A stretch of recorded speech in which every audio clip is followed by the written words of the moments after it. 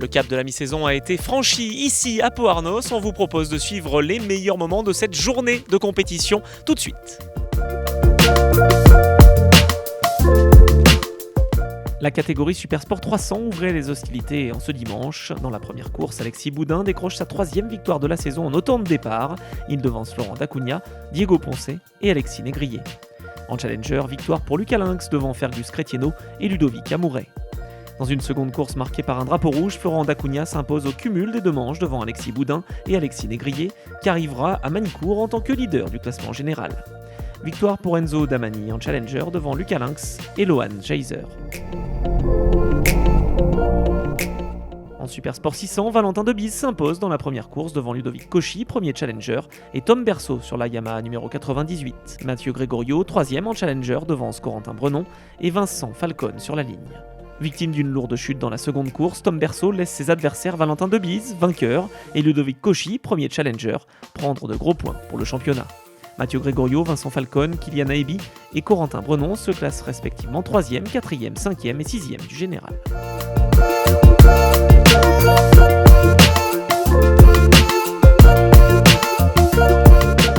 Dans la seconde course sidecar du week-end, Paul Léglise et Sébastien Lavorel profitent des ennuis mécaniques de Ted et Vincent Peugeot pour s'imposer.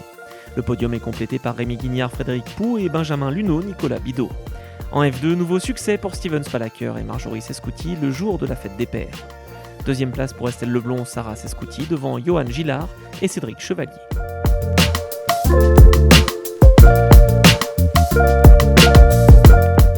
En OGP Prémoto 3 et en l'absence du leader du championnat, Amaury Misera, blessé à la clavicule droite à l'issue des essais, Matteo Roman devance Jules Berceau et Charlie Malter lors de la première confrontation du jour. En Honda NSF 250, Marius Henry s'impose face à Lorenzo Guyot, alors que la 3e place revient à Evan Boxberger sur la Honda numéro 33. Deuxième confrontation et 2e victoire pour Matteo Roman devant Mathis Fargier et Jules Berceau. En Honda NSF 250, la chute de Marius Henry, alors leader, laisse la victoire à Lorenzo Guyot.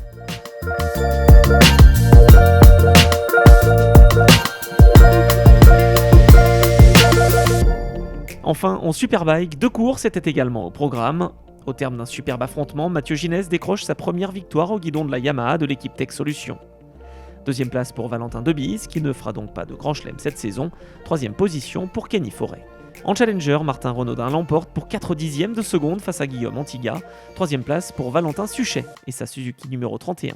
Impérial en fin de journée, Valentin Debise renoue avec la victoire après un dépassement autoritaire en début de course par l'extérieur sur Mathieu Ginès. Kenny Forêt complète le podium. Derrière les 3 hommes de tête, l'affrontement a été spectaculaire entre Morin, Antiga, Berchet et Luciana. Le pilote CMS termine 4e devant Guillaume Antiga, vainqueur en Challenger. Martin Renaudin, handicapé par un léger souci de boîte de vitesse, termine 2e devant Valentin Suchet et Maxime Herzberg.